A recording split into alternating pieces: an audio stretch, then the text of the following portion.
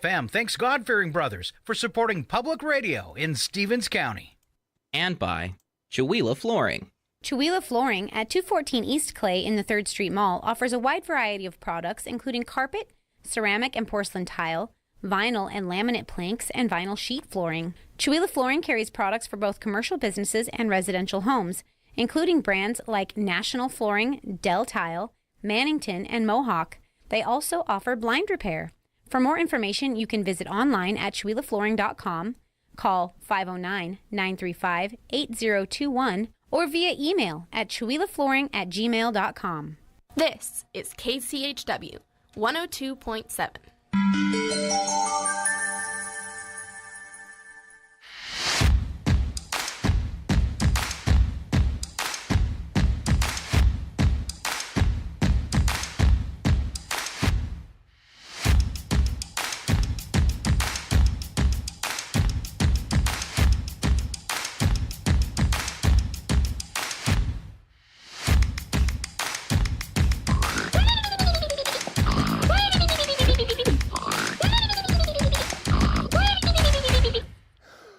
People, let's do this thing. Go Team Dynamite! I thought we agreed we'd go by the name of Team Super Cool. As I recall, it was Team Awesome. I voted for Team Alpha Wolf Squadron. All right. From henceforth, we ought to be known as Team Alpha Super Awesome Cool Dynamite Wolf Squadron. Yeah. That's us. Good morning. It's KCHW Morning Show. It is Thursday, June 6th. I'm here with Scott Allen and myself, Chuck Ritchie. How you doing, Scott? Good morning. I'm doing great, Chuck. Doing great. Here we got a special guest today. We do. Later on after the break, we're going to have Annette Roth. She is with Artswa. She is the program director, and she is going to be joining us for an interview about the convening that's happening here this week. There's 3 days of people from all over the state representing all sorts of different organizations and all of the different creative districts around the state. In Chihuahua. In Chihuahua. Yeah, it's really exciting. Wow. All right, so the town's all booked up, I bet. Oh yeah, and plus it's graduation today, so there's grandparents there's no coming rooms in. At the inn at all. No. We've got a couple cool special things happening. There's the art walk tonight with a special unveiling of a very special statue by a very special artist in the park tonight. Immediately after the art walk. Ooh. Yeah. Wow. So that little nugget has already appeared. It has. Anybody driving by? There's a pretty conspicuous looking shape under a tarp in the park. I think everybody knows what it is, but I like to say it's like Santa Claus. We're pretending like people don't know. That's right. Keep the mystery alive. That's right. But we're very excited, and that's happening at 8:15 tonight in the park. Is going to be the ceremony for the unveiling of that Govadir sculpture. Cool. Cool. Very cool. Pretty exciting stuff. And there's going to be music. And you know what that music is going to be on, Scott? What? The brand new sound system that has recently been installed on the stage in the park through a grant from the Washington State Tourism. Nice. Yeah. So it's going to be the debut of that sound system. Huge weekend too. Lots of stuff. Mm-hmm. When I was pulling through the events, I was like, wow, Chihuahua's hopping this weekend. Wow.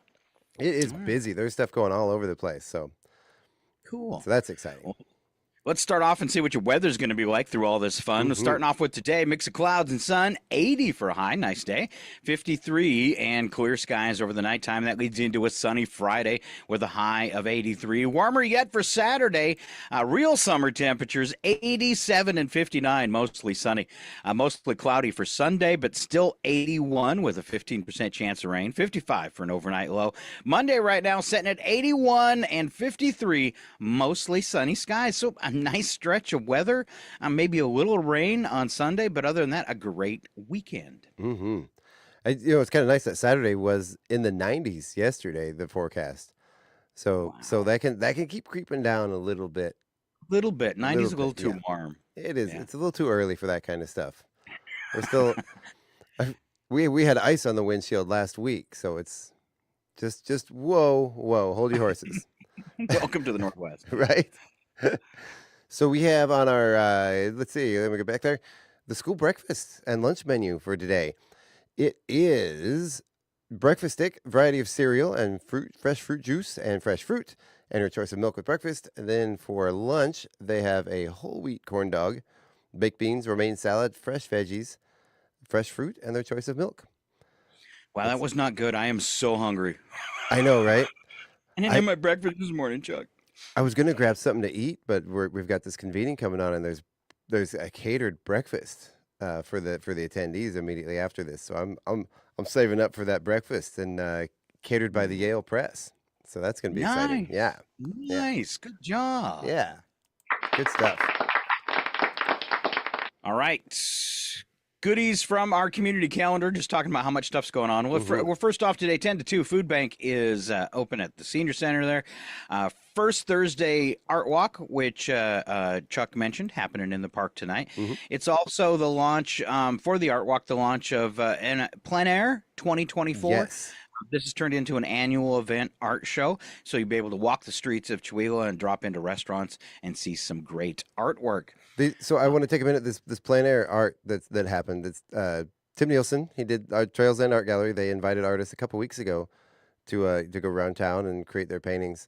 He's had over 50 submissions from those artists. Over 24 artists signed up.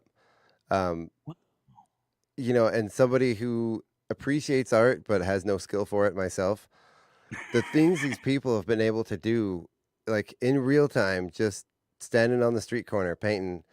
These are amazing pieces of art have come out of this event. So I'm blown away by it. So anyway, keep going. All right. So then Friday, of course, our farmers market from 11 to 3:30. There's pickleball in the morning at the golf course. And, of course, if you're a member of the chamber, don't forget you got a meeting at 7 a.m. It says there's a bunch more events, so let's scroll down then for Friday. After the plein air, which continues all through the weekend, it looks like, we have a martial arts demonstration and dinner at Bradley's Taekwondo. Those kids are so good. It's so fun to watch. They really are. Amazing. They're not only martial arts pros, they're acrobats, too. I love watching them jump around the stage. That's going to happen between 5:30 and 7 right downtown. Let's see. Moving on then. Actually, throughout the weekend. The Taekwondo, isn't that a dinner? That's a dinner at the VFW, isn't it?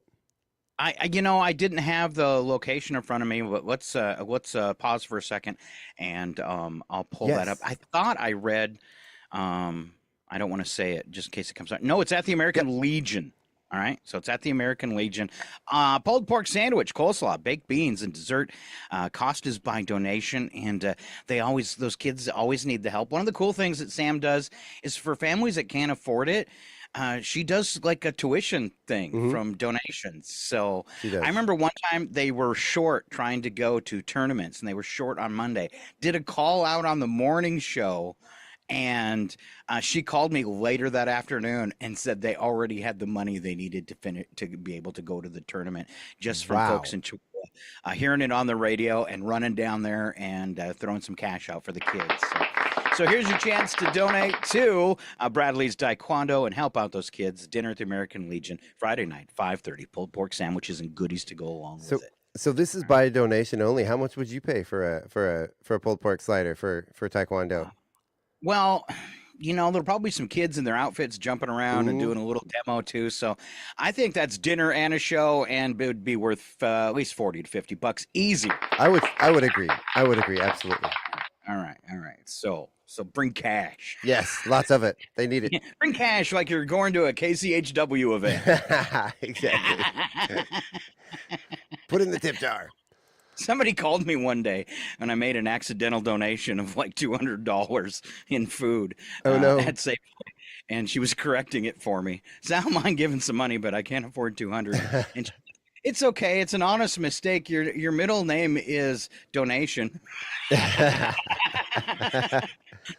can't afford $200 worth of groceries for myself. Yeah. All right, keep it on moving on Saturday. Sally Burge Memorial One-Day Horse Trial. This is going on in Loon Lake, 4061 Highway 292. How do you say that? Is it dressage? Dressage? Yeah, I think so. Yeah, I think I said that right. The horse competition is going to be fun to watch, too. So that is a memorial. Chuck, keep an eye on that calendar because I opened up so many things. I'm getting confused. I'm actually there with you. I've been kind of opening stuff up as you go along, and now I've lost the main page. Yeah, that's what happened to me. All right, so plein air continues on through Saturday and Sunday as well. So I imagine Tim will be hanging out at the gallery. You have an interview with him later today, correct? That is correct. 3:30 here on the radio. We have Tim Nielsen and we have Michael Wallenfels with the state of Washington. We have a couple representatives from the tribe here to talk about the Billy Frank Jr. statue, which he's a tribal member. He fought for salmon rights, for the fishery rights for the tribes in Washington State quite a few years back, and they're honoring him in D.C.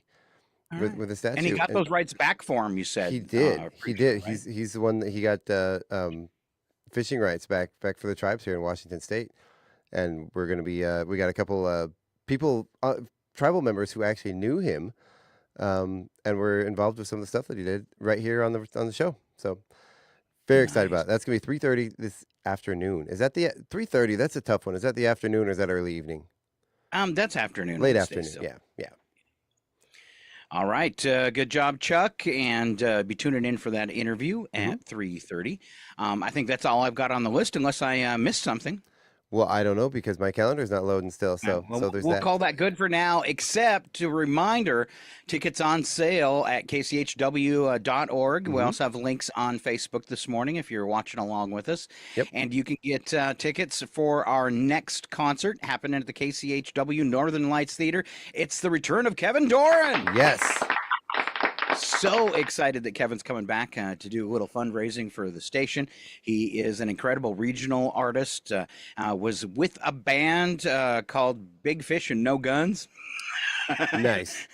And in Canada, who had huge success in the Canadian music stream and ended up opening for bands like AWOL Nation and other great bands. So looking forward to an appearance by Kevin. What are ticket prices, Chuck? Do you know off the top of your head? Ticket prices are $20. And not only can you get them at the locations you mentioned, there's posters up all over town that have QR codes on them. You can scan that QR code with your phone, and it'll bring you right to those tickets. All right. And you have you solidified your opening act yet? Or is it still kind of tentative before we throw out who that is? I have solidified the act. What hasn't been solidified is what they're calling themselves. All right. New band. Yeah. A new. They were in a band that sort of disbanded from Colville, and they're putting some stuff together for a show. They've been working on some stuff for a while and said, hey, if you ever have a chance that you need someone to open, we've got some stuff we've been working on, so give us a shout. And I gave them a shout. So it's Cool. made up of John Urosco and Riva Martin, I believe, is her last name. And Riva was our stage manager for Chihuahua's Got Talent. All right. Yeah, All right. yeah. Fun. So they're she- showing up. We just don't know quite what they've decided on a name. Yeah, All right. yeah. All right. So, All right. we'll see what they do. Moving on then to news headlines. Don't forget to get those tickets. What you need to know today. European Union's Climate Change Service announced yesterday the world has just broken a full year of consecutive monthly heat records. All right. Wow. May was also the 11th consecutive month in which the global average temperature was at least 1.5 degrees Celsius above the pre-industrial average, a key target in the Paris Agreement. What it means is experts said that while a single year above that threshold doesn't technically breach the agreement, it shows that we're inching closer to extended periods above that heat line. All right. Severe weather. Climate change has already created increasingly unpredictable weather swings and major heat waves, which researchers say will continue to worsen amid rising temperatures, and we're already seeing some start, and we haven't even hit the first day of summer across the country. Yeah, it's like I said, it was supposed to be 90 degrees this weekend. And, well, I guess it is June already. Few news headlines, in case you missed them. An appeals court halted Donald Trump's 2020 election interference case in Georgia. It reviews Fulton County District Attorney Fani Willis's involvement. The trial is unlikely to begin before the election. That's one thing Trump has always been good at since the 80s, is battling it out in court, because he's there way more than a normal person for obvious reasons. Yeah, Teflon Don. He's made a career out of manipulating the justice system. All right. Senate Republicans blocked a vote on Democrats' Rights to Conception Act, which aimed at establish a federal right to birth control. They called the bill overly broad and unnecessary. FDA, CD, and CDC said they're investigating if cucumbers are the source of a salmonella outbreak that has sickened 162 people in 25 states, including 54 people who had to be hospitalized. Maybe boil those cucumbers. Wow. I am safe there. You're not a fan of the cucumber? Unless they're soaked in vinegar and salt. No. Really? Yeah. Oh, no, I'm not. Oof, they make me gag. I can't stand them. Oh. They are one of my favorite foods, but I developed a melon allergy, so I can no longer eat them because they're in the melon family. Sometimes, though, I love them so much, like if I'm having a salad and there's cucumbers in there, I'll eat some bread and some of the salad, and I'll eat the cucumber and then some more food and try to pack it in the middle so I don't have a reaction. It seems to kind of work, but I usually never eat more than 2 slices. My wife, cucumbers give her hiccup fits. Every time she eats cucumbers, they give her hiccups. Yeah, that my allergy is incredible heartburn, and it inflames my gums. So fun. Wow, that is Yeah, wild. my mouth swells up and I get horrible heartburn. Same thing for bananas. I'm weird. All right, next story. Starliner launch. Okay, so Boeing and NASA working together on this Starship to be a competition with Musk's Dragon Falcon thing. And Boeing launched its first crewed Starliner rocket since entering orbit. NASA has detected helium leaks. Actually, they detected them before they left, and they let them go anyways. Once they got into space and went into nap time, they found 2 more helium leaks, and then they had to wake them up and get them to do some testing inside. They say that the detected helium leaks in the vessel, but said the mission to the International Space Station is going to proceed. Obviously, they're still in space. So now a comment about the helium leak from the astronauts inside the new launch vehicle from NASA. Here they go. But instead of air, we will use helium gas. And instead of a light draft, we will have a light balloon. Yes, Houston, we have a problem. Now I have a really big headache. All right. Author Susan Collins, Hunger Games. Now she's be releasing a new Hunger Games novel, Sunrise of the Reaping. Sounds scary. It's going to come out next year. She teased that it'll begin 24 years before the original trilogy. And what's happening today? Season 2 of Criminal Minds Evolution premiered on Paramount Plus, has also just renewed for third season. Mavericks and the Celtics play Game 1 of the NBA Finals at 8:30 p.m. Eastern on ABC. Major League Baseball, Dodgers play the Pirates again at 6:40 Eastern on the MLB app. They're not even broadcasting it on TV. Just watch on the app because that's what everybody does now. Just use the QR code. Watch our show. All right. Chuck, moving along this morning, I think it's time for the goofy stuff. Bits and breaks. All right. All right, Chuck, you got a fun one. Dumb things people say while being serious. I do. Yeah, and sometimes it's funny. It's hard. Have you ever been in a really serious situation and somebody says something really dumb and you just want to bust out laughing, but it's not appropriate? Yes. Yeah. You ever actually busted out laughing when it's totally not appropriate? Inappropriate snorts. That's my problem. I can't seem to hold the laughter back. So wow. Yeah. This first one here, it says, me and my buddy saw an ad for a contest that said, win a free color TV. He looked at me and said, what color do you think it is? Black? With a screen? And a woman I know got... that guy. What's that? I know that guy. A woman I know got a nose job. When I complimented her on her new look, she said, I didn't do it for me. I didn't want my kids to be born with big noses. Wow, that's not how DNA works. Hey, Scott, what makes Yeah. windmills go around? Do they run on electricity? Yes, I believe so. Wow. And the last one here, an experienced nurse, more than 10 years on the job, in her late 30s, said, I don't believe in germs. They're not real. They're made up to scare us. And this was in the hospital she worked. They thought she was kidding, but she was, in fact, not joking. How? If you can't see it, it's not real. Right. Like air, it's all fake. We don't need it. Like those birds, man. You can Yeah. see them, but they're not real. All right, dreaming of a city pool. All right. Well, we might be working on it in the background. You know, we did that big survey and stuff, and that's what everybody wanted. So who knows what'll come of that? But just think about summer and city pools and bad lifeguards. And here's a sign that your lifeguard's bad, Chuck. Okay. You know he isn't up to standards when he brags that his primary qualification for the job is he used to be. He's good to use as a flotation device. Extra sad thing, I've used that as a pickup line. Wow. Man, you are one pathetic loser. How? When they say I'm shaped kind of odd, I say, well, I double as a flotation device. How did that work out for you? Not well. Okay, that's fair. You ever been kicked off a beach? Yeah. All right. You know your lifeguard isn't up to standards, Chuck, when his sunglasses let him take a nap without anybody noticing. Wow.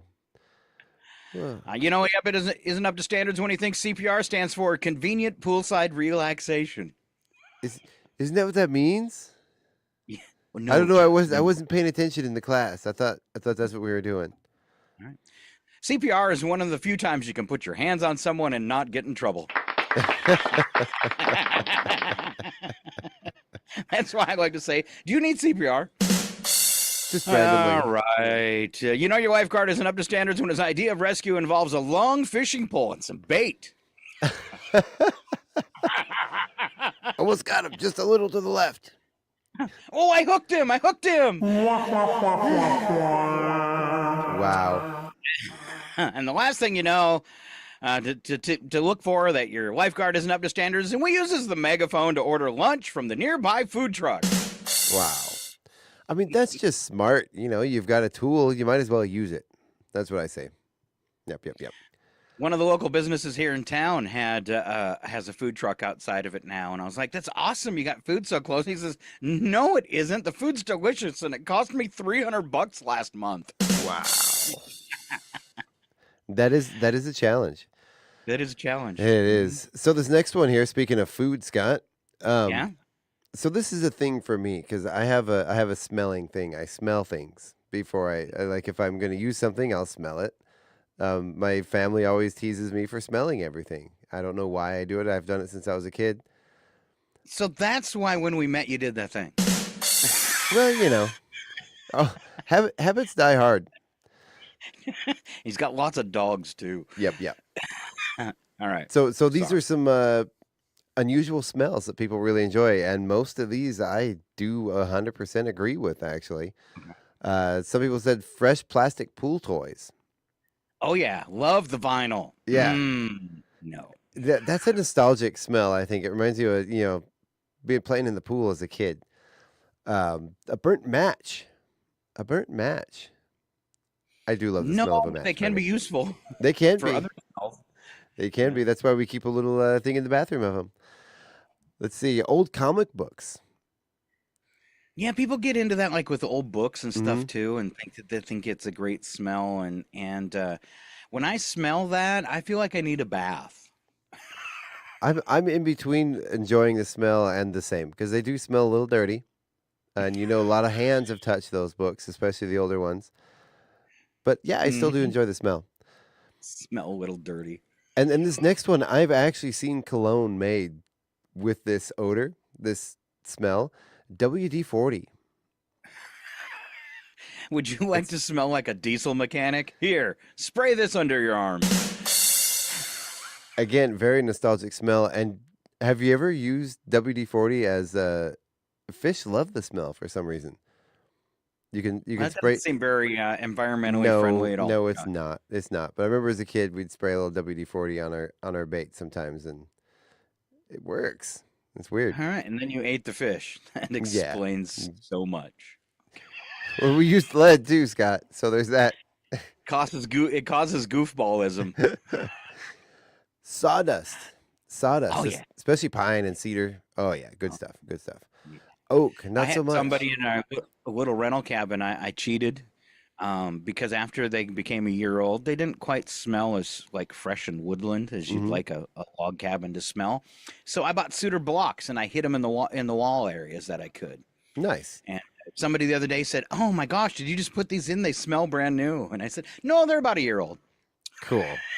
It works though.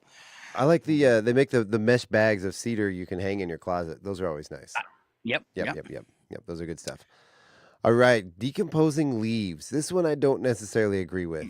That sets off that's an allergy trigger. You know, and once you've raked them up and they're doing that, chances are there's some dog poo in there. No. Yeah. And you were rolling leaves as a kid and get that on you? Oh yeah, that's one of those things. Even as a kid, everyone was always jumping in the pile of leaves, and I'm like, ew, no, I don't. Yeah. I'm not gonna go in there. There's worms and other things in there. Yeah, you don't know what's in there. You're gonna get, that's how you get Lyme disease. And the last one here, we talked about this one already. The paper smell of a new book. Now that's okay, not the old book, the new book. That's okay. There is a difference between the smell of a new book and an old book, definitely. Yes. And you get that sort of ink. I think the smell comes from the ink in a new book. It's sort of that almost plasticky smell, but not quite. Yeah. Good stuff. All right. Good stuff. The next one up this morning. Go ahead. Sorry. Oh no, I was just going to say you've got some questions. I ask the past. Okay. All right. So if you were in the past, Chuck, what is something you would want to know? Something I would want to know from people in the past, or something I'd like to pass on to people something in the past? something you'd like to know from people in the past. There's it's on my list. Oh yeah. Well, why don't you keep going? Because my brain just went beep, beep, beep, beep, made the old modem sounds. All right, I apologize. I'm really, really sorry. I apologize unreservedly. I offer a complete and utter What we'd retraction. like to know, though, Chuck, is what you were really thinking about. I was thinking about, I don't know what I'm going to say now. It's not a tumor. All right. Ask of the past. First question from the past. How to kill bed bugs from 1777. And here's your answer. First, you spread some gunpowder out. All right. Beaten small. All right. Don't beat it too hard. It could catch fire. That makes sense. Yep. Put it about the crevices of your bedstead. Fire it with a match. That's right. You're going to burn the gunpowder in your house on the floor. All right. And keep it smoking. All right. Do this for about an hour or more. If your house is still left. Now, I added that in. But it says keep the room closed for several hours. Keep that gunpowder smoke just kind of, fuming up the place. All right. And this comes from the Complete Vermin Killer book, a valuable and useful companion for families in town and country, 4th edition, London, 1777. So burn gunpowder under your bed for several hours. Yes. I'm guessing maybe you're supposed to put it in a tray. Okay. Well, that makes more sense. But it says about the crevices of your bedstead. What is a bedstead? Is that where your bed lives, or is that your actual bed? That's where your bed, because maybe in that days you had like a one-room house. Yeah. So that was your bedstead where the bed stayed. So. Oh, okay. So that's kind of like saying your bedroom. Yeah. Yeah, I'm going to use that all the time in conversation now. I'm going to retire to the bedstead. My bedstead. All right. How to make pink pancakes, 1786. We don't even talk about this today. I want to know. I think that's for good reason. I mean, I don't know. Well, like slabs of flesh, kind of. I don't know. Well, by the time you cook them, they're not really pink anymore anyway. So maybe pink in the middle. No. This is a pink pancake, and I can totally see this. Boil a large beet root tender, and beat it fine in a marble mortar. Then add the yolks of 4 eggs, 2 spoonfuls of flour, 3 spoonfuls of good cream, sweeten it to your taste, and grate in half a nutmeg. Then put it in a glass of brandy, beat them all together for an hour, fry them in butter, garnish them with green sweet meats, preserve apricots, or green sprigs of myrtle. All right. So basically, boil a large beet for the water, and now you got pink pancakes. I'm going to try that. That sounds actually really good. Well, it looks like you actually mash up the beet and use the beet. Yeah. Yeah, and they're supposed to be so good for you. Yeah. So I'm a big beet guy. I love a beet. all right. Love I'm going to 'em. give this one to somebody that cooks and have them make me some pancakes. There you go. Let's see. How to make your beard grow. 1539. Wow, this is probably some great advice. To make hair and beard grow, take honeybees in quantity and dry them in a basket by the fire and make them into a powder, which you then thin out with olive oil and with this ointment. Dab several times the place where you would like to have hair grow, and you will see miracles. So basically, crushed up bees turned into a paste. People did weird stuff. You could try it though, Chuck. Maybe. Just don't be like last time and use the live bees. Right? Ow, ow, ow, ow. Thought it would stimulate follicle growth, did you? Maybe it does. Maybe it does. Oh, hey, our guest is coming real soon. Let's roll out Wacky But True and go to break, all right? Okay, let's do that. All right, we're going to shorten it up today. Just Wacky But True. Slap some bacon on a biscuit and let's go. We're burning daylight. It's the world of strange. A world gone wacky. Out here, due process is a bullet.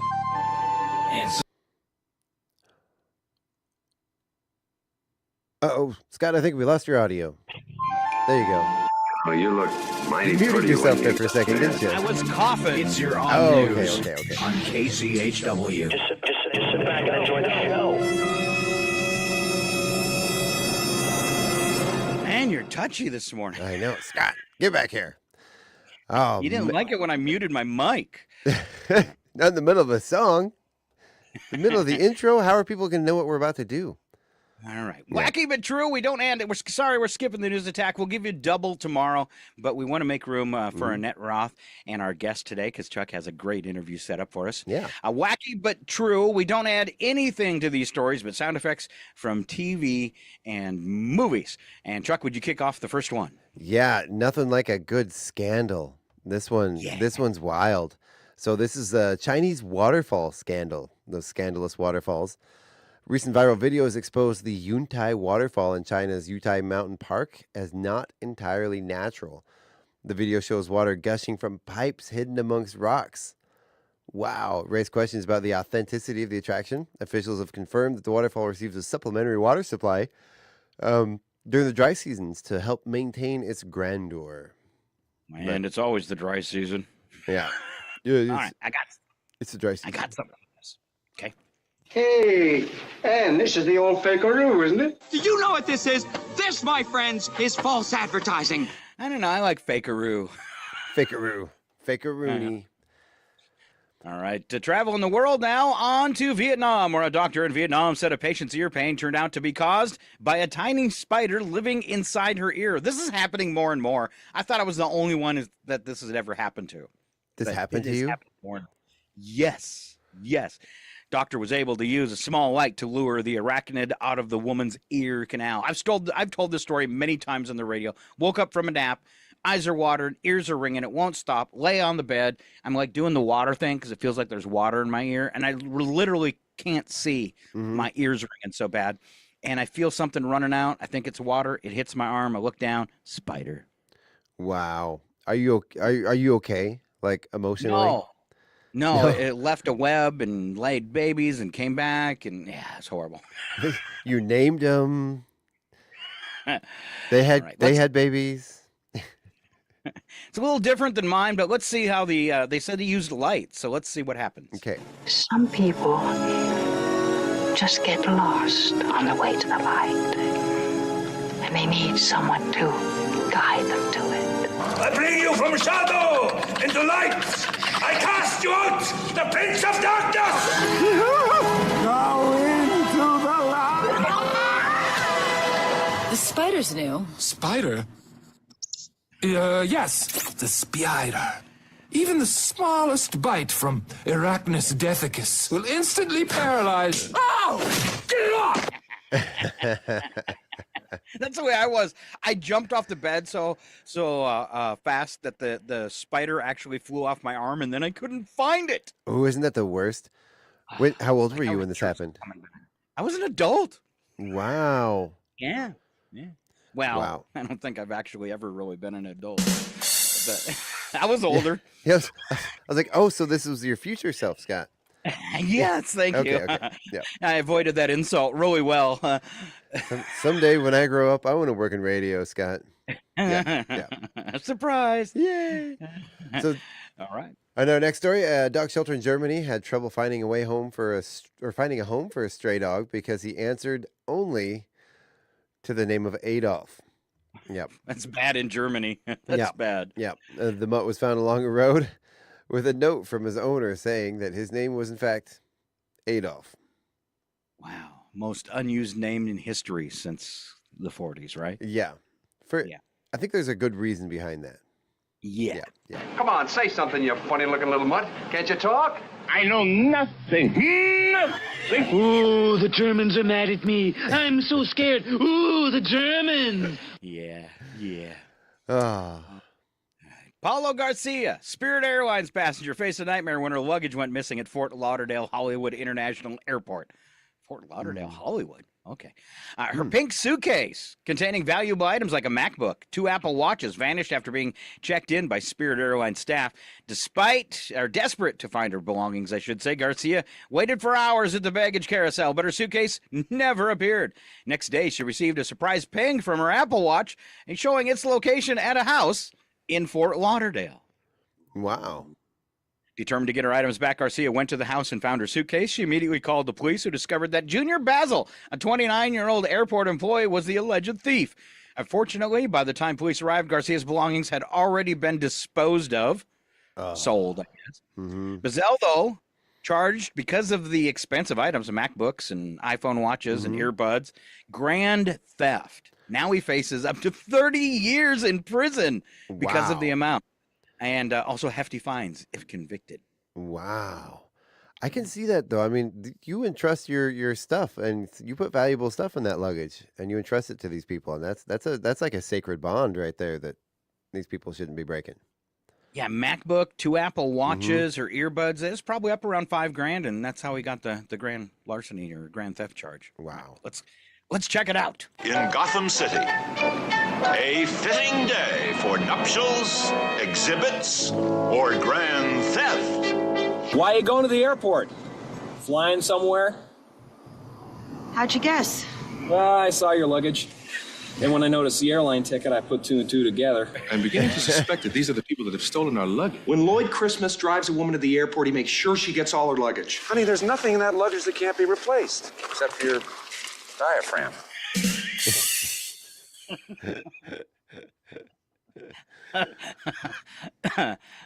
Gotta leave the kicker at the end. That's what I say.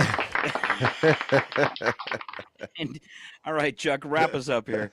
All right, our last story here. A young black bear caused some excitement in Camp Hill, Pennsylvania neighborhood when it fell down from a tree into a giant tarp held up by a team of wildlife, public safety and rescue officials who then tranquilized it. Or I think they tranquilized it first and then it fell. The bear's unexpected visit prompted a nearby high school to keep students and staff indoors while the road was closed for safety.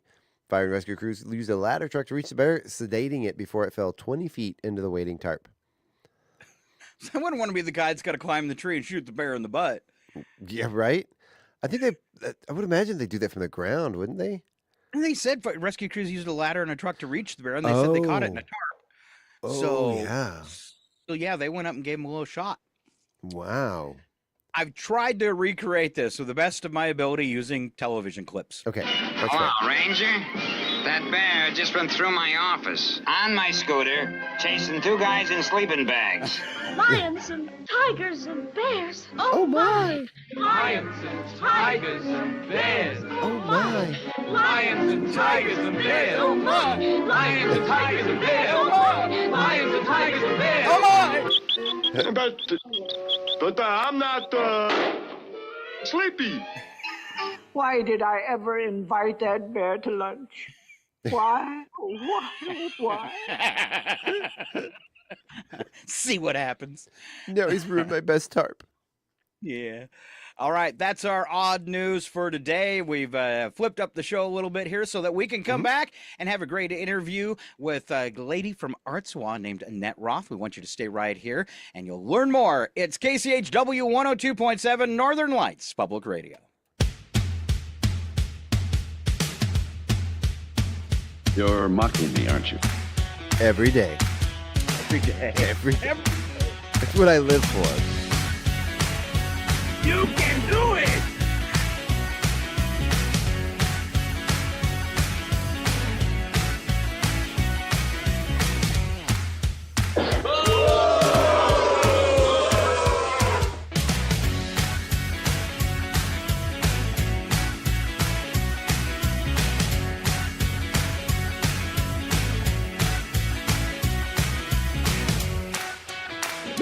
What you cooking, Ma?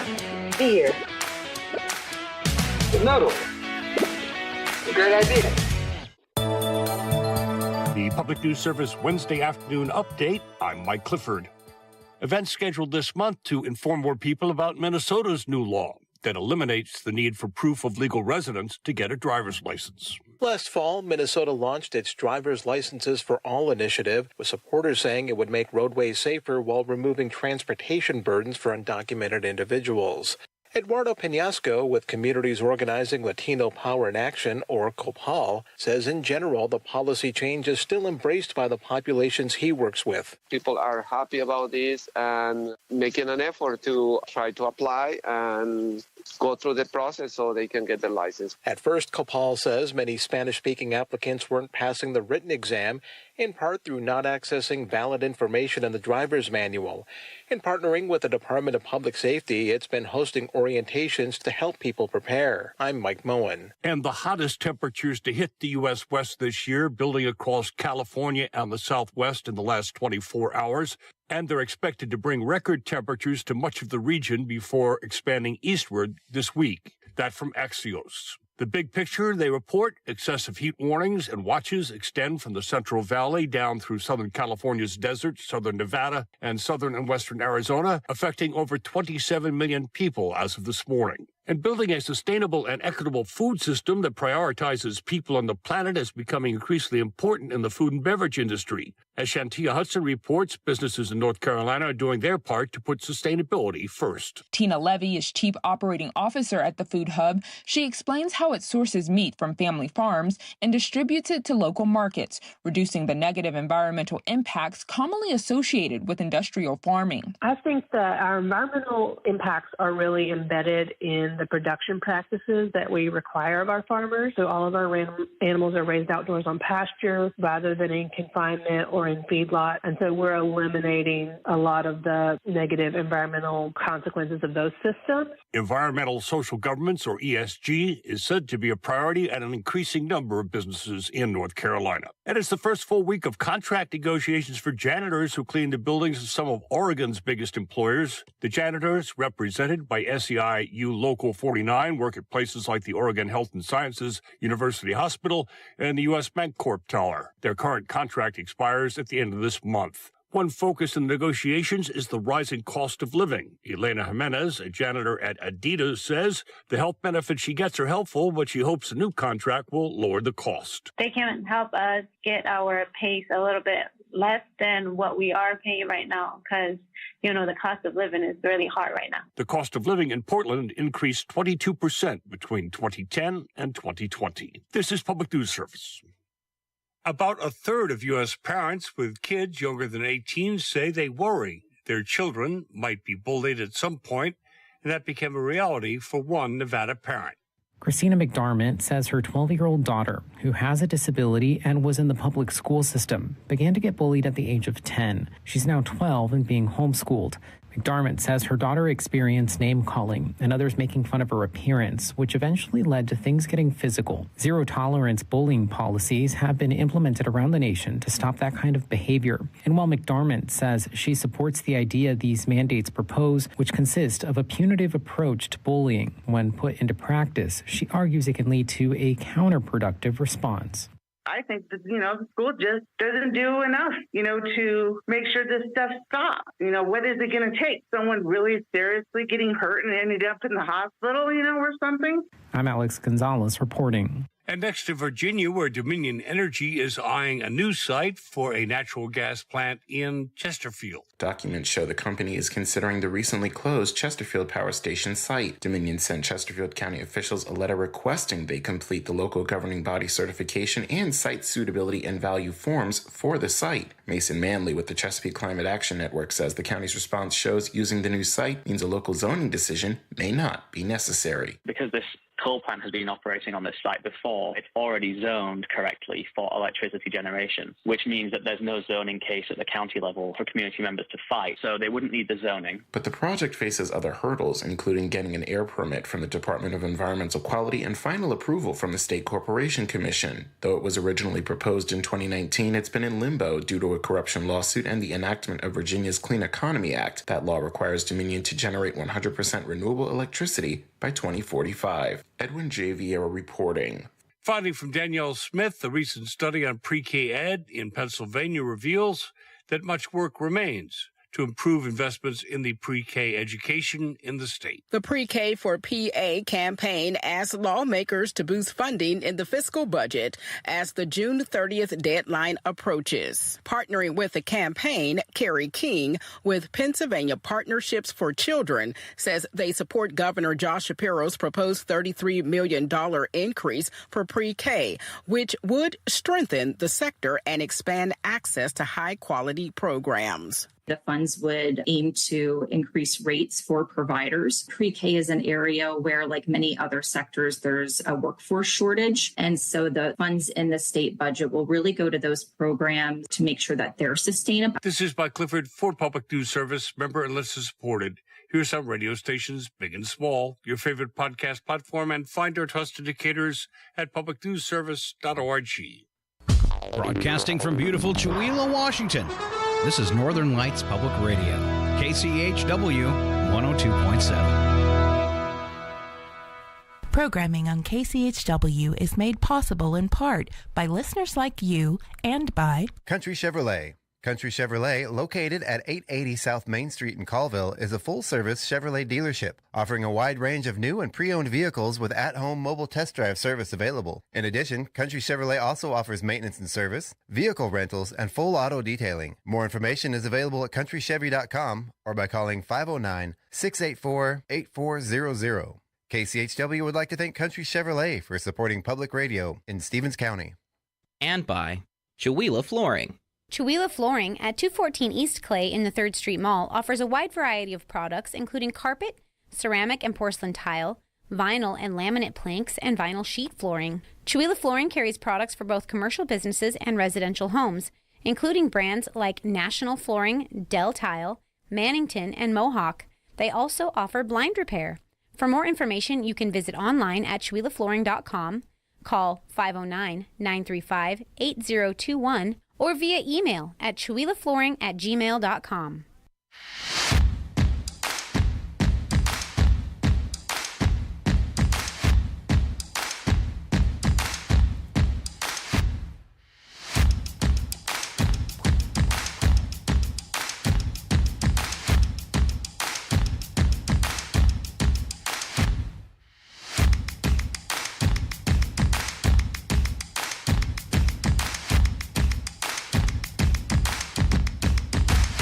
And welcome back to the KCHW Morning Show. We are back. We're back here with Annette Roth from Artswa joining us for the second half of the show. Thank you, Annette, for coming. We've got a lot of cool stuff planned this week, and we're all really excited to have this convening here in town. So welcome to the show. Thank you. Glad to be back. I was here about a year ago, actually. Yeah, well, you were on the show, but you were on the show in Port Townsend. That's right. Yeah, we did it from the live from our B&B room. We had this cool little atrium thing. Little better setup this time. Right. I think a little bit more official. I think last time we had like a little one of those little go mics that I was kind of like pointing at you. And you were on your computer, and so we were kind of having to lean in a little bit. And yeah. But people watching though couldn't see that amazing view though. Oh no, that's the view true. of the ocean awesome. we were up in this like circular tower, It was cool. You could see all of the bay over Port Townsend. It was lovely. Oh, can I get you to get a little closer to that mic there? Sure, There we go. absolutely. Yeah. All right. A little quiet. All right. So again, welcome here, and Thank you. tell us where you're coming from. So I'm from the Washington State Arts Commission. I'm the community development manager there. So one of my major roles with the agency is to run the Creative Districts program. And so we are in town right now to have our annual Creative Districts convening. So we bring all the creative districts together to a town once a year. We have an annual conference essentially, and we try to go to different places in different creative districts across the state. And this year, the folks in Chewelah offered to host us, which we're really excited about. So we'll be here for about 3 days for the conference. And we're really happy to have you. I remember when you asked, it was kind of exciting. And you had said before that you had wanted to ask before, but you couldn't. And part of that was kind of because there wasn't enough places to stay around here to do a thing like that. Yeah, that's right. I mean, Chewelah has been a creative district for about 5 years now, and I think we'll get into talking about that a little bit more. But, one of the things that we do is, since we have communities from all over the state, we have 50, 60 people coming to the conference. And, just a few years ago, there wasn't as much lodging around here as there is now. And now with the opening of the Mysticwa Hotel and Casino, there's a lot more opportunities for people to be able to stay. So we now have enough facilities and lodging here to be able to bring all the folks from across the state to Chewelah, which we're really excited about. Yeah. And that's kind of an important step, I think, for the arts tourism in Chewelah, too, is to have that lodging. So it's a very good thing. Yeah. And I think this could open up a lot of opportunities for other, conventions and meetings and, even people doing reunions and sure. Yeah. I think it's cool. And they've got new event venues there. We're working on our Civic Center. We actually couldn't do events at the Civic Center because they are currently remodeling that. Oh, wow. They got a bunch of money to do renovations on it. They're putting in a commercial kitchen. And really upgrading that to be a more functional space. That's great. When is it supposed to be completed, the construction? I'm not sure. We're going to have Larry Feder from the Parks and Rec Department on in, I don't remember the exact date, but later on this month. Oh, okay. And he's going to give us some updates on that, see where that project is heading, how the funding is and all that. That's going to be a big one too, because for a long time that Civic Center has been sort of the center of what we do here, and it's going to be all new. Great. Which is really neat. That's great. Upgrade the bathrooms, which is, if you've ever been in there, those bathrooms needed to be upgraded. I haven't been in there, so I couldn't speak to that. But before we continue, I wanted to just say, hey, Scott, I can't see you because you're not on my screen in front of me, but it's good to know that you're with us again, and I'm glad to. I'm waving at you. Awesome. All right. Well, I'm just gonna have Chuck be the kind of go-between if you're signaling or whatever. I totally forgot to get the Zoom call up on that other computer. That computer is old and slow, and it would have taken the entire break just to get Zoom up on that computer. No, it's fine. It's fine. I just didn't know, and then I heard his voice. Oh, that's fine. I'm not that pretty, and you don't need to see that. The people watching online can see all of us. Yeah, they can see all of us. Yeah, that's important, right? So I want to sort of go through the history of not just the Chewelah Creative District, but the Chewelah Creative, or the Creative District program statewide. So tell us where the idea came from. How did it get started? How did it get put together? Sure, that's a great question. So there are Creative District programs in other states, and about maybe 10 years ago, the folks at the Washington State Arts Commission started looking at that in creative districts and other communities, primarily as a way to help artists and creatives to get more access to new markets. And so they started an initiative to bring the Creative District program here to Washington, to pass legislation for it. So it's a legal program. There's legislation for it. And so that happened in 2017. And Governor Inslee signed it into law in May of that year. And then we started the program at the beginning of January 2018, essentially. And so the idea with the creative districts is to help artists and creatives, culture bearers, other folks that do creative economy type of work to be able to use that to help grow their community's culture, grow their community's economy. That's primarily the purpose of it, is to make sure that, we can have activated more space around arts and culture and creativity within a community. And so that could look like a lot of different things. Some communities are very much into focusing on their theater groups, for example. Other folks do more maker type activities. The work that's in Chewelah is pretty interesting because it's a little bit of both and, right? And so as it relates to the Chewelah Creative District, I was approached by a member of the community in 2018. And Diane Evans, who asked me to come out to Chewelah, who'd called me and said, hey, we have this cool town. There's all kinds of great stuff.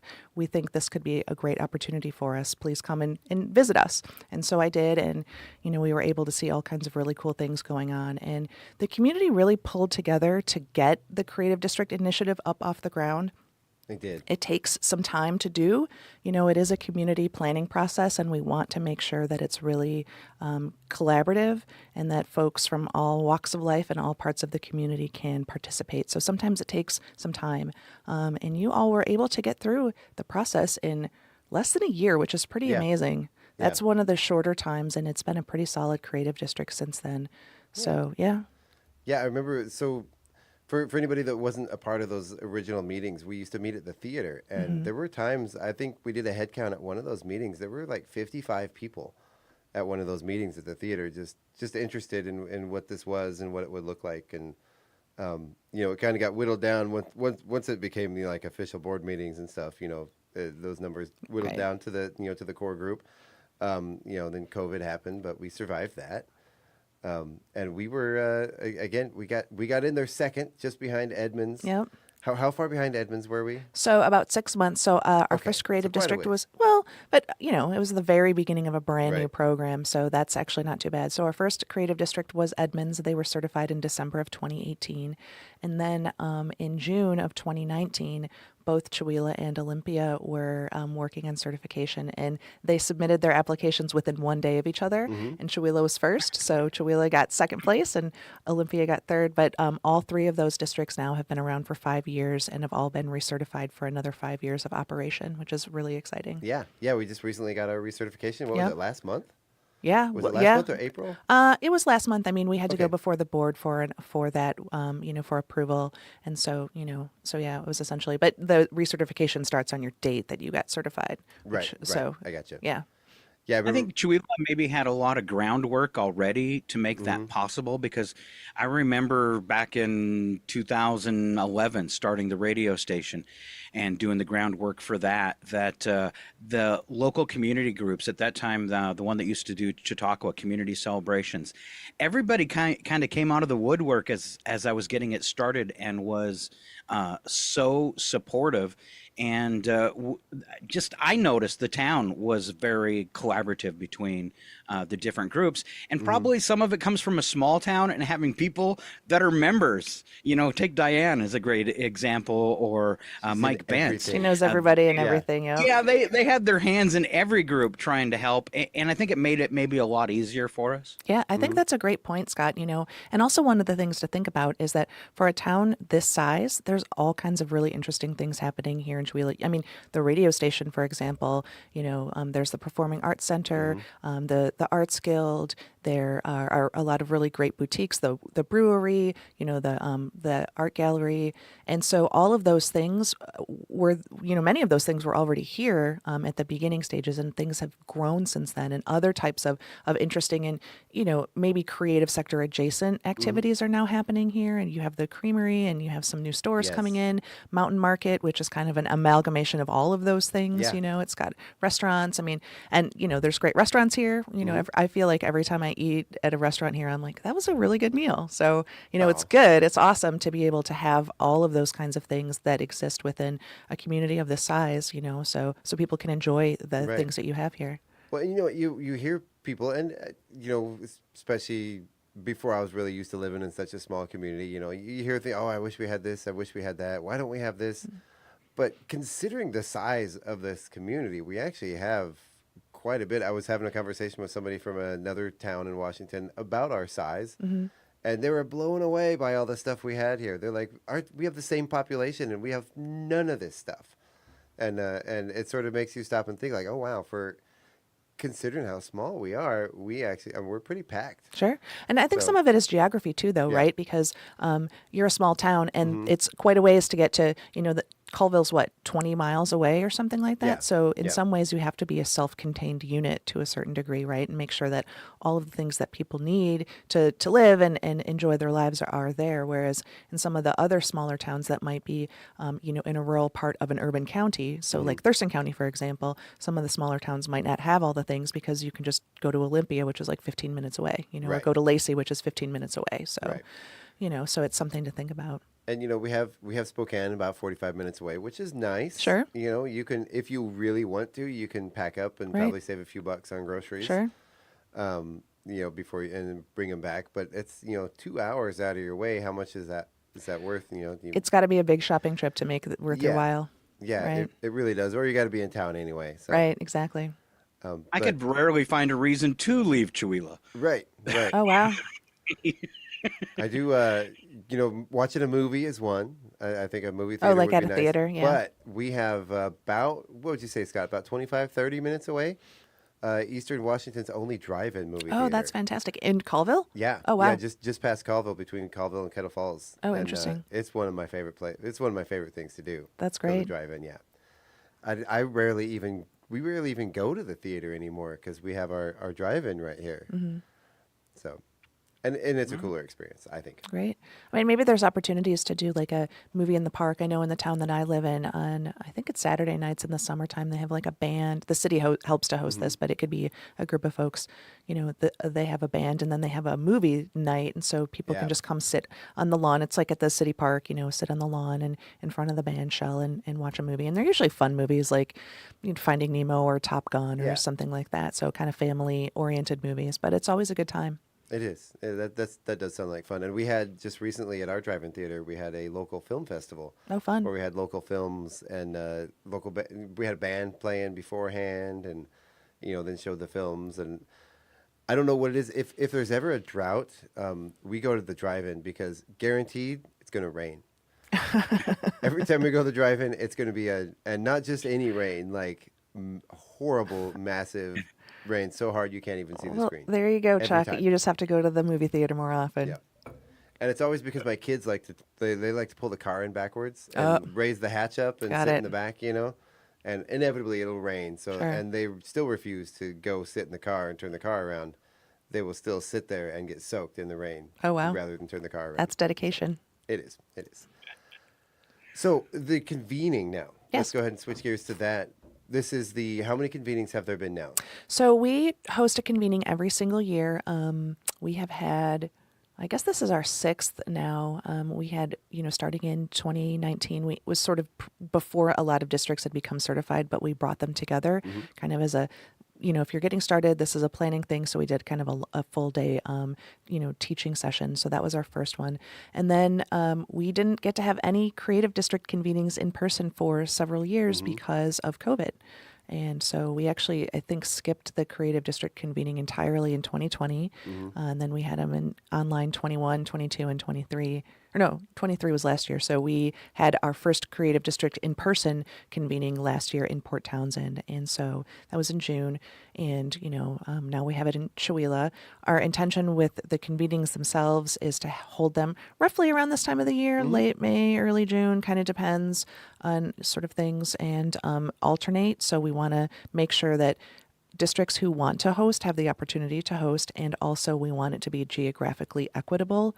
So we want to, 1 year host on the west side of the state and 1 year on the east side, and kind of go back and forth that way. And we have districts all across the state, even in central Washington. So the idea is to kind of rotate around the state so everybody has an opportunity to A, see new communities that they might not have been before, but also B, understand sort of the breadth and depth of the geography of Washington state, but then also just all of the really cool things that are going on everywhere. Yeah. And I know, so I went to the two, I was in attendance for the two online ones, and then I went last year to Port Townsend. Not the same at all. I think one of the benefits you get from these is you get the networking, you get to meet these other people from the other creative districts, you get to share ideas and, share the things you've done and learn new things from them. And it's really neat to be able to know that if you're traveling around the state, like, hey, I can call up this person that I met at the convening and we can, talk about, creative district stuff. And it's fun. It's kind of fun to travel around and and see all these other folks. Yeah. And you don't get that from those online meetings. So. No, that's true. I mean, but obviously for safety's sake, we wanted to keep it Oh, yeah. online and No, stuff absolutely. like that. And I mean, we even had a couple people who had COVID for this convening and had to, drop out. And they let us know earlier this week that they couldn't come. So, that's always a concern. Mm-hmm. But I mean, one of the greatest things for me personally to be able to see is, like you said, people who maybe met each other before, or they met online and they're like, oh, like when we had dinner last night, there was a bunch of folks that you had met before, and to be able to see them again and hear the stories about what's going on. And it really gives folks an opportunity to think about things in a different way, or learn about, hey, we're doing this, and oh, we're doing that, and are there ways that you can cross-pollinate those ideas and work together potentially, or talk about, we did this thing, and this is how we overcame this problem or this challenge within this project. And so it gives people an opportunity to learn about that, and also take that learning back to their own communities to apply that work there. Right. And that's through the the series of talks and seminar, or not seminars. No, we'll have workshops. We have several. So we have a pretty good lineup of workshops. We have some breakout sessions. We have some all session plenary type of conversations that we're going to be having, talking about the creative economy, talking about arts and culture tourism, talking about organizational sustainability. We're going to be talking about the film industry here in Washington State. We have some other folks that are, there's a few more that I'm not remembering all of the, the things, but we have a pretty broad scope of activities that we're going to do. We're also going to be doing some strategic planning, which sounds kind of boring to folks out there in the radio land, but it's actually really important for us. So we're bringing all the districts together to envision how we want to move this program forward, and what are the kinds of investments we need to make in the communities and in the program, and what kind of funding can we get to make sure that the districts can grow and can move forward. That's really important to the strength of the program. Well, I think for any organization, take a minute to talk about the strategic planning. I know our creative district, we've recently gone through that, and we have a new strategic plan that we've created. Doing the same with the radio station. It really just helps move things along. What you end up doing if you don't have that solid plan in place, your board meetings end up being brainstorming sessions and planning sessions, which is great.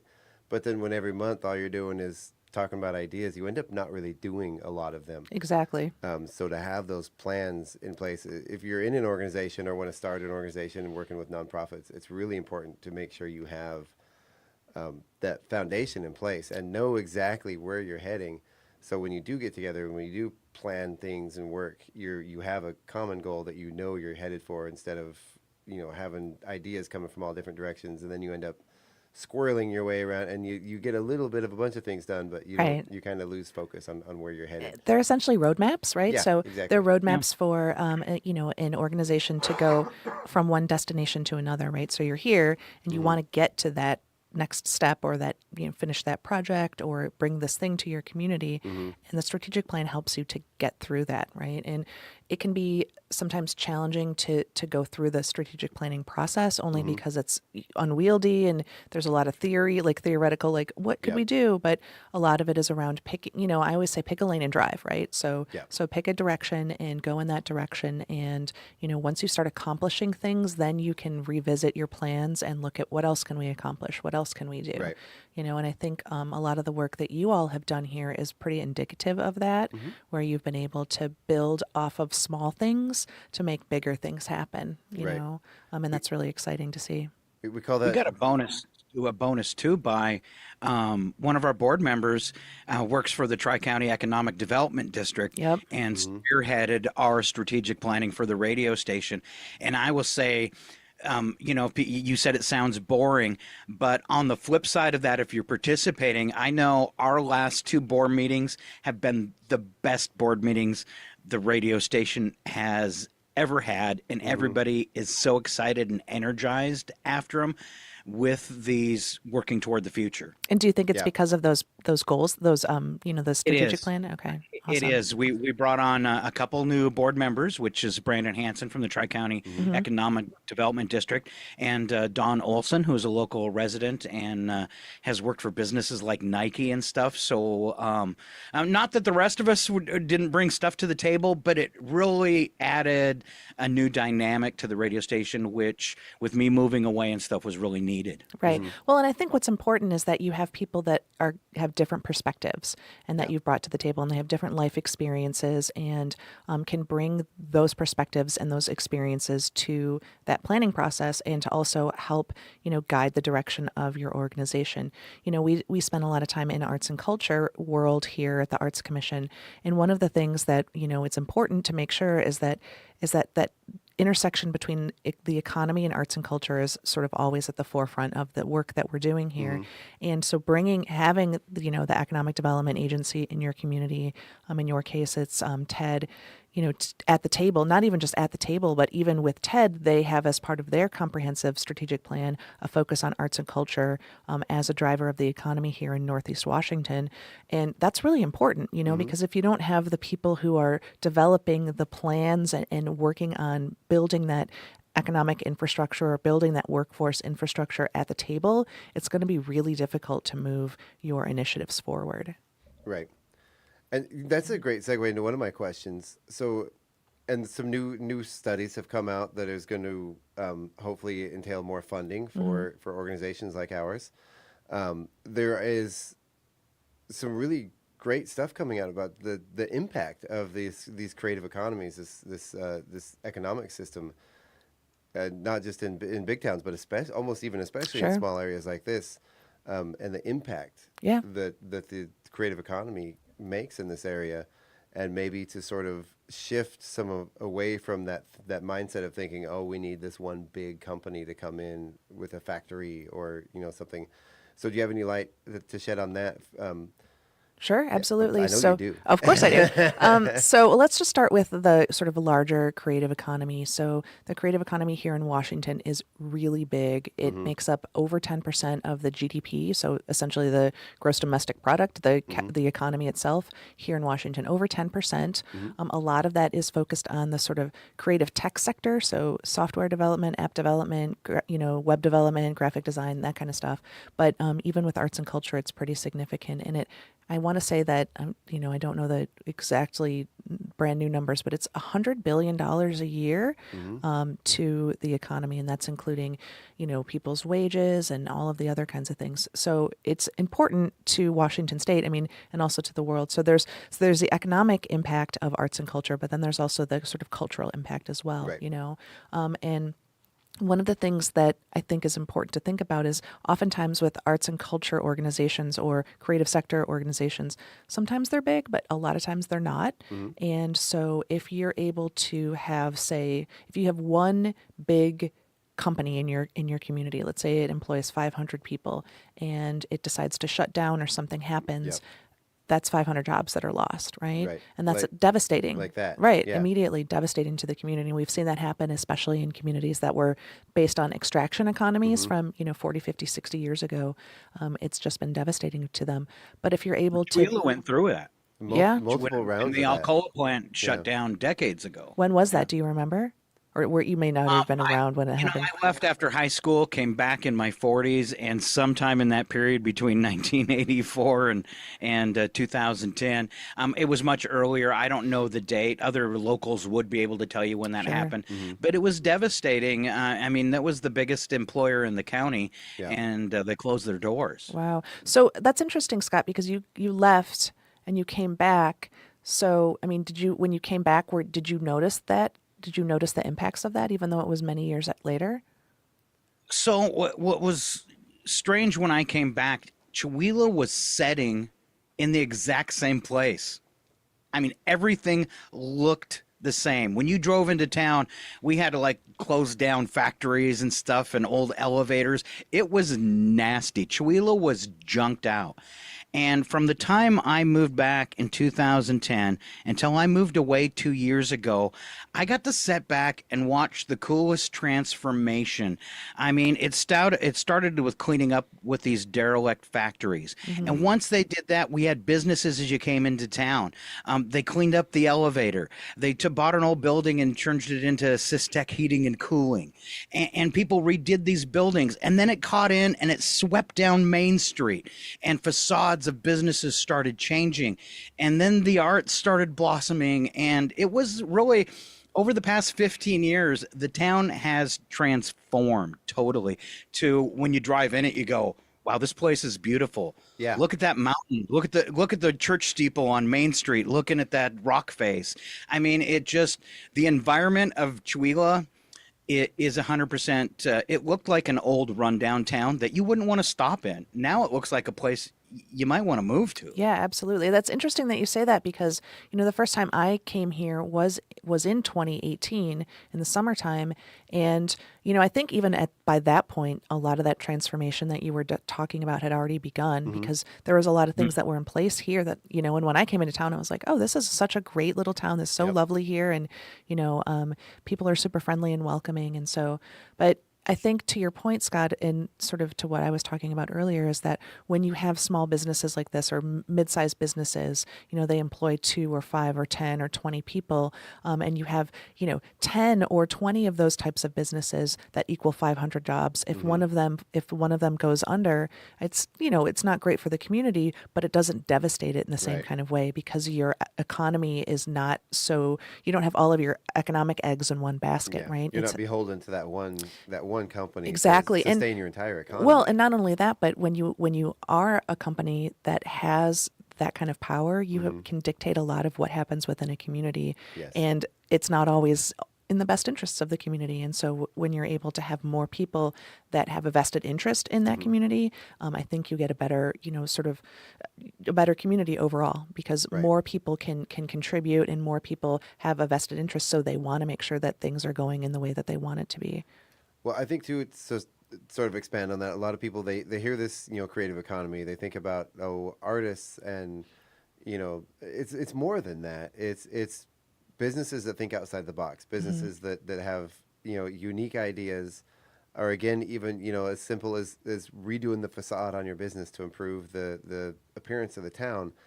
But by doing that, it supports all the other side businesses too. People come for events, people come for the art walk, people come to ski and they'll stay because there's other things happening around town.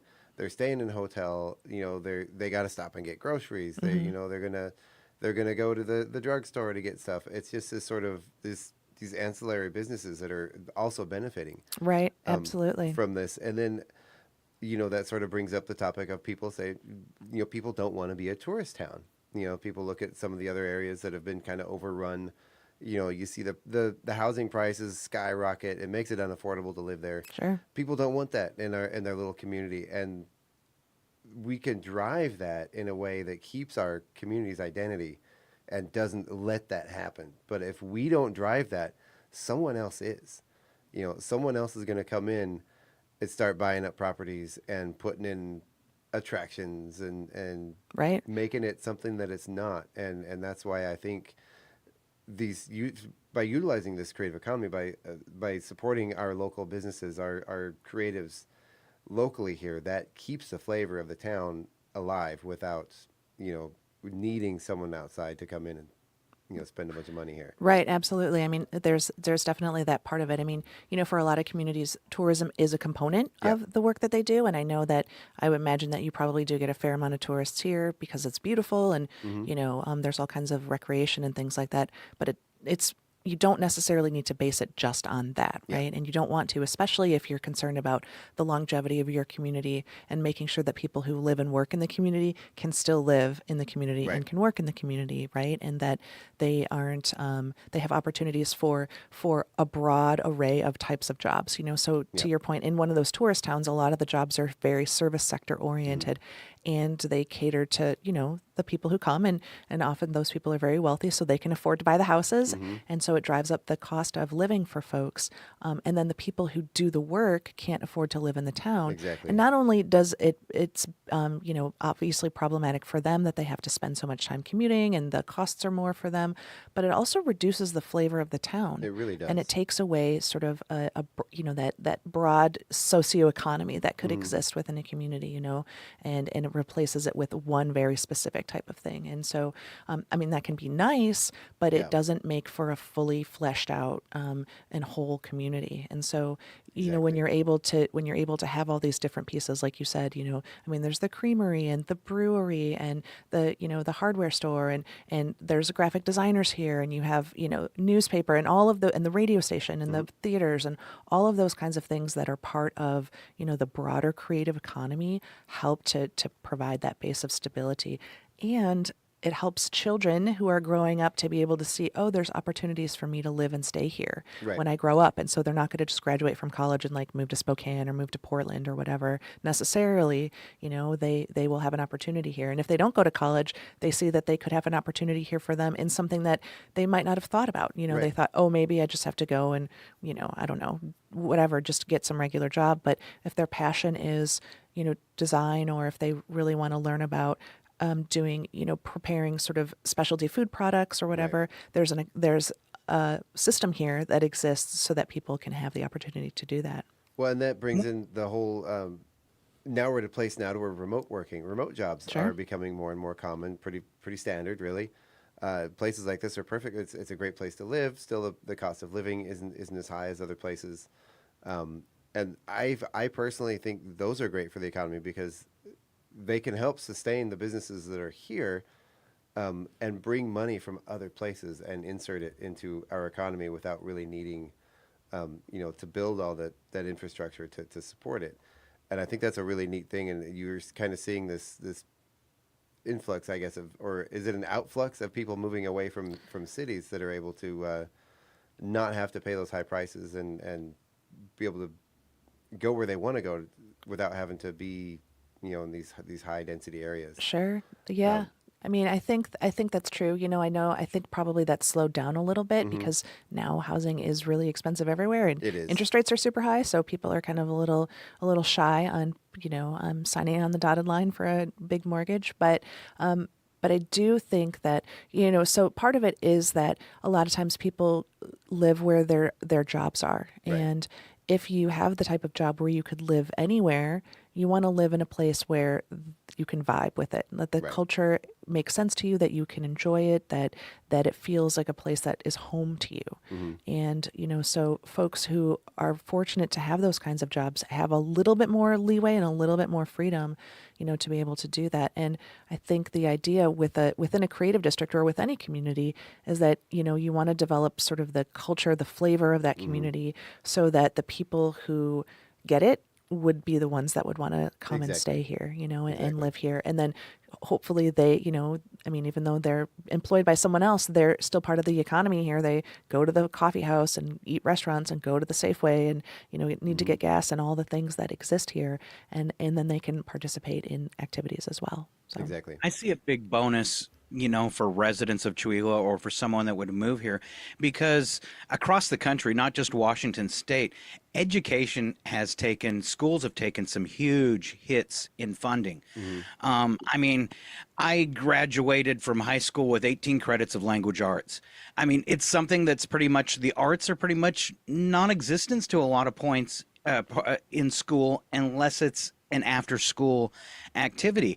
And I think to live in a community that has one of these creative districts is a huge opportunity for your kids to get a flavor of that.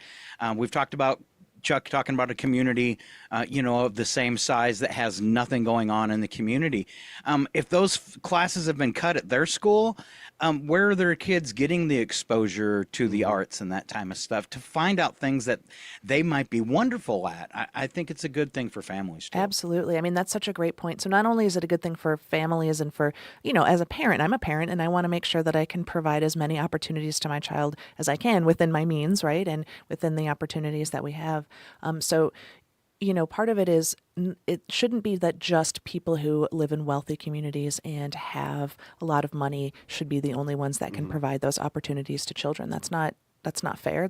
In some ways a little bit un-American in my personal opinion, Right. But but not only that, but giving kids that opportunity. I mean, we know one of the things about music and arts and culture is that it helps broaden people's thinking. It helps them to actually think better, helps them to think more critically. There's a direct correlation between, the arts and culture activities that children get to do and outcomes over time. So, oftentimes if a kid is in a bad home situation, let's just say, but they have that opportunity or that outlet to do something creative or be in music, that can be the thing that helps them to break the cycle and to move on to something better or is the thing that can help them get out of that eventually. And so, it's important to that. But I mean, it's also the law too. So there are requirements that Washington's school districts have to follow for arts and culture curriculum. Now, sometimes it gets cut because, levies don't pass or because they have to preference academics, which of course academics are important, but I don't necessarily think it should be an either or. It can be a both and. And, in communities where the school districts don't have enough money to provide all of those things, that's where the community can come in and say, hey, okay, you can't take theater classes at the local high school, but we have a theater program. Exactly. Or We exactly did that. We Exactly, had that yeah. too. So, yeah. And we're fortunate enough to actually have a certified teacher that runs our kids' theater program here, and is able to get school credit for doing the community theater. That's awesome. Yes, she's amazing. Oh my I goodness. have one more question because I know Chuck said you needed to be out of here early, and we're pushing this to the top of the hour. Yeah, I have until around 9 or so, I think is good. So yeah. I have one question that's this whole conversation that's been burning in my head is, did you schedule this convening to be in line with our first Thursday art walk and the unveiling of our piece of art in the park, or is it all coincidence? It was kind of part of the plan to a certain degree. So one of the things is when we work with the communities, we want to make sure that we can work with what's happening in the community at the time, right? And so, and also make sure that it's not in the dead of winter so people can travel across the passes, right? So that's sort of the late spring kind of situation. But so when we started the planning process, we said, these are our time. We're looking at what does this look like to you all? And then it was like, oh, okay, well, we have the Thursday art walk. The farmers market has started up again. So we could do a farmers market is open on Friday morning. So let's look at it to be sort of towards the end of the week versus towards the beginning of the week. I think in Port Townsend last year we did it midweek, kind of. Yeah. It was like Tuesday, Wednesday, and so this one we decided to do it a little bit later. I think that the statue unveiling sort of evolved during this period of time, and it just coincided pretty quickly. I can say behind the scenes, a lot of effort went into making sure that happened this week. Right. Right. That's awesome. So that's really great. And it's an opportunity for folks, for our creative district folks from across the state who have never been here to be able to experience something really special. I mean, David Govedare is a very well-known artist, right? I mean, if you drive across the Vantage Bridge, you're gonna see the Wild Horses Monument. That is the most viewed art piece in Washington State. Sure. Yeah. That makes sense. And so that's a really exciting opportunity, and it's a great way for people to kind of see the hospitality that exists here in Chewelah and some of the local businesses to be able to show themselves off a little bit, right? Yeah. So we're excited. I mean, we have 20 creative districts now, which is amazing. So kind of when I thought about that earlier, I was like, oh my gosh, that's unbelievable. And so we have representatives from all of them except for one, who was the person who got COVID. So we told them, please don't come. And so we have folks from who are in Seattle, who are in Olympia, Port Townsend, the Tri-Cities, Ellensburg. We have Walla Walla folks that are coming. We have your neighbors in Newport are coming. Yes. So there is a creative district that's about, I don't know, an hour away in Newport, and they're relatively new. And so we have representatives from all over the state that are joining us. And, last night we had an opportunity. We brought some folks together. So, we just had sort of a no-host dinner. If people come in early and they want to get together, we can do that. And, all of us who had to drive over from the west side had yesterday was gorgeous. I mean, absolutely gorgeous. Oh, yeah. And the drive was incredible. And for some reason, Google decided not to take us through Spokane and come up, but take 231 sort of through the nice. winding road. And Yeah. it was just unbelievable. It was really beautiful. And so I feel when people came in, even though it was, it's kind of a hike. I mean, it took several hours, but everyone just felt like so happy and the vibe was beautiful. And it was really great to be able to bring everyone together. And there was we only had maybe 20 people at dinner last night, and a lot of folks from Chewelah as well. But everyone was really happy and really excited. So that's what we want to have. I think the Tri-Cities represented hard here. There's a lot of even people that are from other creative districts around the state. Right.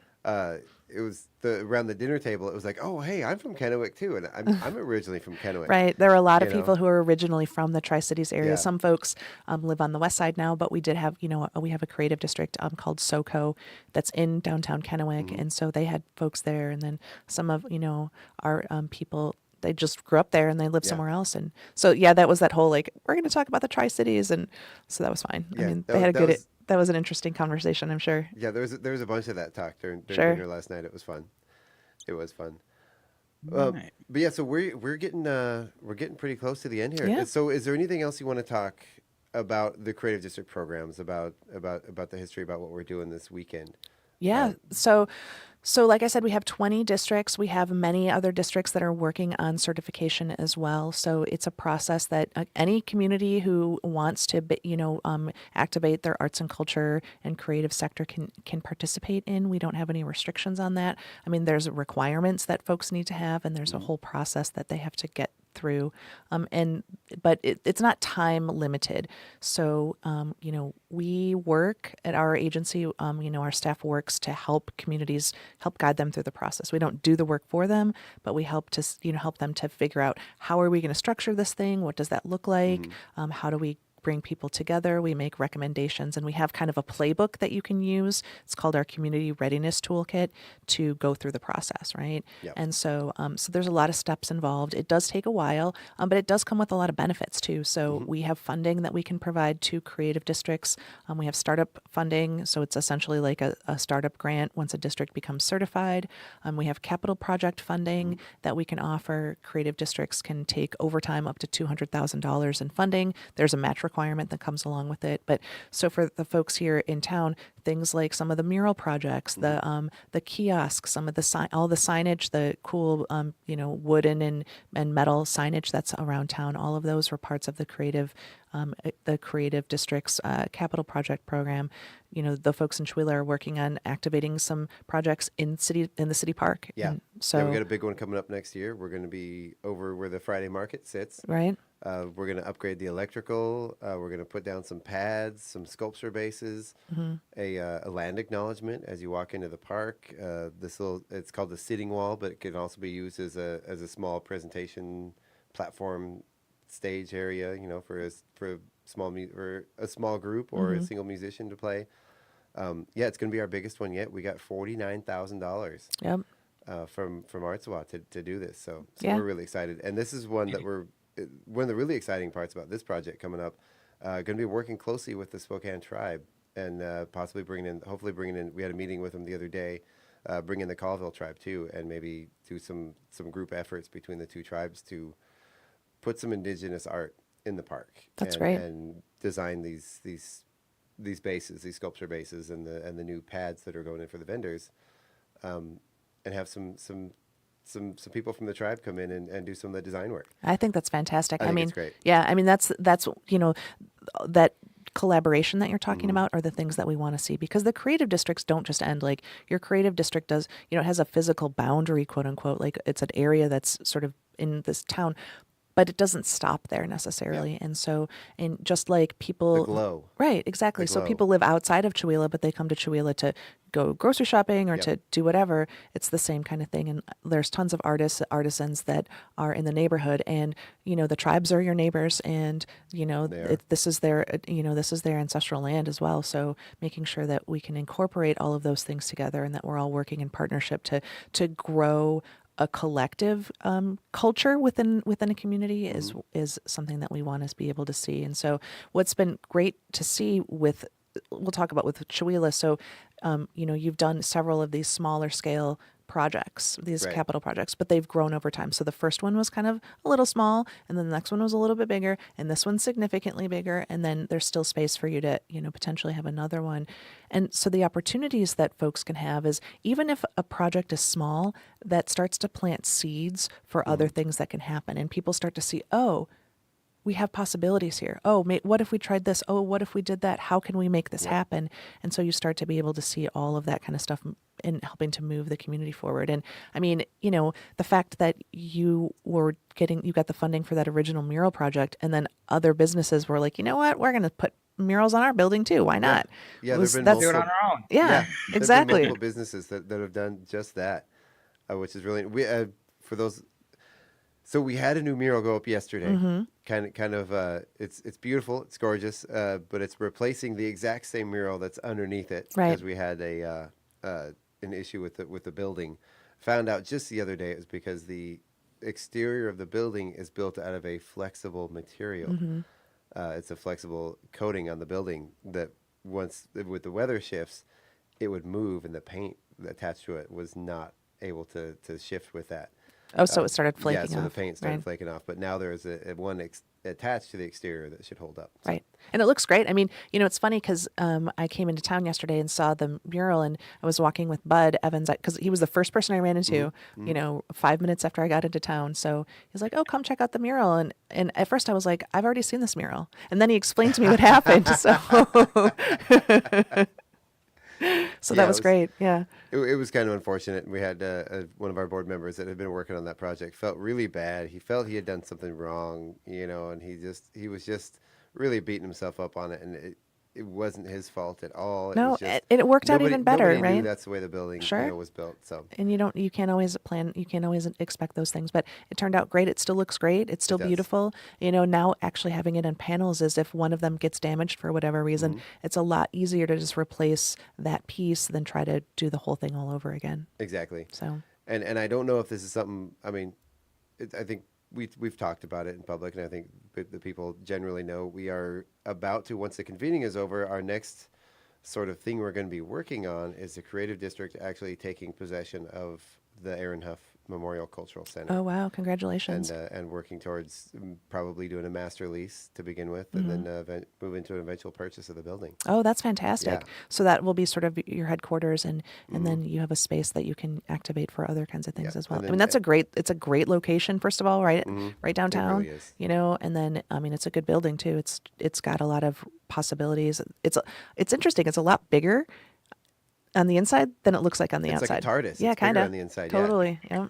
Well, and Melanie Huff, she purchased the building with her husband's life insurance money, and with the intention of turning it into a community center. And she's done a wonderful job with that. But she is an ethereal being, flitting around, dancing around the world, and traveling. And I think we have the same vision of creating that turning that into this wonderful community space. And I think we can take that to the next level, that maybe she doesn't. She's got her own thing. It'll make her proud in the process too. Exactly. And she's entrusting you to take that idea that she has and steward it out into the world, which I think is great. And along with that, everybody that's there now stays. We're not. Nobody gets booted from their space, and we're making sure that her vision is going to continue. The building, the name of the building is set in stone.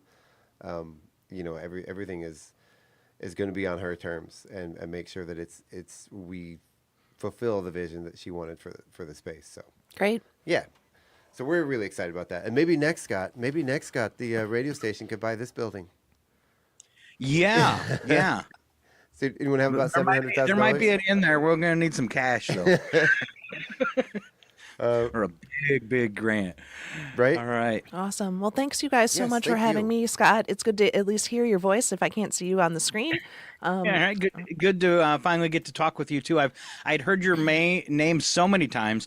When he said you were on the show this morning, I knew exactly who you were. Oh, awesome. That's so great. Well, we've met before. I mean, you actually interviewed me here in the studio. Long time ago. A long time ago, in person. Yeah. That was a great conversation. You were like, oh, we'll have you on for 45 minutes. And I think we talked for an hour and a half. So that was really cool. It happens. Yeah. It was good. It was interesting. I really miss Chihuahua. I bet. I regret leaving, but I had gotten to the point where I have really bad allergies. I am so allergic to the pine trees. Oh, wow.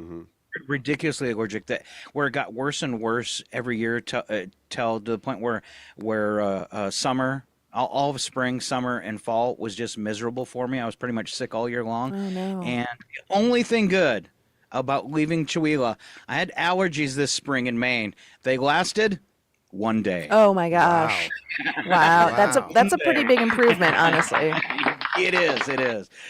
All right. Thanks so much for being here this morning. Thanks for the work you do. Thanks for picking Chewelah. Yeah. And thank you for being here. Thanks for hosting us. We're really excited to be here. And thank you for everything you've done. Yeah, Over the my years. It's my been pleasure. amazing. It's been great working with you. And also don't forget, today at 3:30, we're interviewing Michael Wallenfels. Yep. Tim Nielsen with the Trails End Gallery. We're going to be discussing the, and I said his name earlier. So Billy Frank Jr. Billy? So yeah, Yes, there's thank you. So there is there's a statue of Billy Frank Jr. going into Statuary Hall in Washington D.C. It's replacing another statue that has been around for a long time, and our agency is helping to work on that. And so they're going to talk about that whole project. I think we have actually a maquette, which is sort of a small scale, live sort of it's like plaster kind of cast of the maquette, and it's actually at the gallery. Yes, So folks End Gallery. who come to the art walk this evening will be able to see it and can learn more about sort of Billy Frank Jr., who he was, and what he did for fishing rights for the local tribes here in not only Washington State but truly across the country. And we're going to be joined by Melton Naskett and Bill Matt Oh, okay. from he works with the DNR representing the tribal interest for interesting. DNR. Yeah, so it's going to be a crowded house in here today at 3:30. Right. On That'll the be a air. good We're gonna conversation. Yeah, it will be. We're going to be live streaming, and I'm really looking forward to that. It's going to be a lot of fun. Awesome. You can also tune in right here tonight from 6 to 8 p.m. for Out of the Woods, 8 to 9 p.m. with Kelton a Twist, 9 to 11 for Acoustic Cafe right here on KCHW. Forgot one important thing. What's that? You forgot one important thing. To thank Melissa and her friend for cleaning the studio and the theater for the convening. Yes, we do have to get running, but yeah. It looks fantastic. I came in here and I was like, oh my God, what an awesome place. It was beautiful. I was not looking forward. I was going to have to have a late night in here, getting this place ready for the convening. Melissa Silvio, our fundraising director, her friend Shelby came in. They spent about 3 hours in here yesterday while Laura was sick, and so I sort of went over there and helped with the bag stuffing and getting ready for everything when I was supposed to be here, getting this place ready. Man, those two stepped in. So thank you so much. Thank you. Made my night. So I was able to get a little bit of sleep last night. Sure, that's good. Yeah. Well, they did a great job. All right, everybody. Well, that about does it for the show. Scott, you got any parting words? I just want to give a big round of applause one more time for Annette Roth. Thank you. And thank you for listening this morning, and keep doing it. It's KCHW 102.7 Northern Lights Public Radio. Bye, guys. Bye, everybody. Bye, everyone.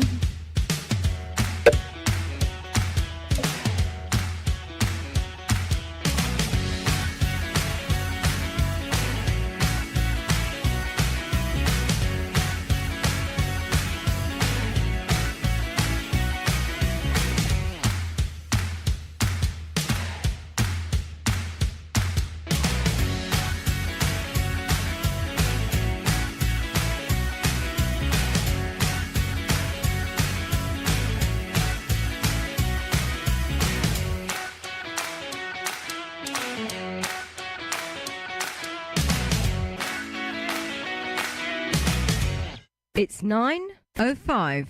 Your KCHW morning show, made possible by a donation from God-fearing brothers